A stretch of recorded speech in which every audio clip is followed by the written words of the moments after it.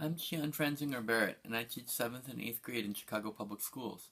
I'll be voting yes on the strike authorization vote Wednesday, December 9th.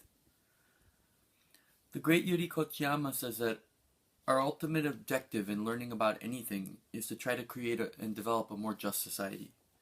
I use that quote daily to remind myself it's not enough to merely teach my students academically. Every day, I work to support the nearly 120 12 to 14-year-old students I have for them to envision, shape, and fight for a more just society. At the same time, there are people who make many times what I do who are plotting to steal the future of my students. With my students, together we build organizations in Chicago and we build houses in New Orleans. We plan actions and write literary magazines and fight for equity. The other folks plan how they can close public housing and facilities and push folks from our communities to jail or out of the city entirely. My students and I write and share and dream and cry and learn to live and love most brilliantly for ourselves, each other, and our beautiful Chicago. The other folks, they close libraries and swap land deals and take the kids' monies to casinos and cover up murders.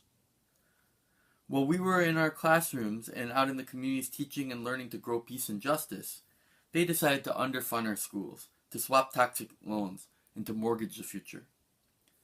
I spend between $2,000 and $12,000 each year out of pocket on my students to make up for them not receiving the resources that other districts have. My students deserve nothing but the best. They deserve, they need, and they demand equity. They deserve their basic human rights. Now the other side wants to come to us and take the resources that they lost, they stole, or they gave away. And they want to take it from teachers, students, and communities. They lie, they cheat, they fail, and they want us to sacrifice. I will compromise nothing when it comes to what's best for my students. Rahm Emanuel and the city of Chicago want to blame us, our students, and our communities for their own evil deeds. But I say no, so I'm voting yes.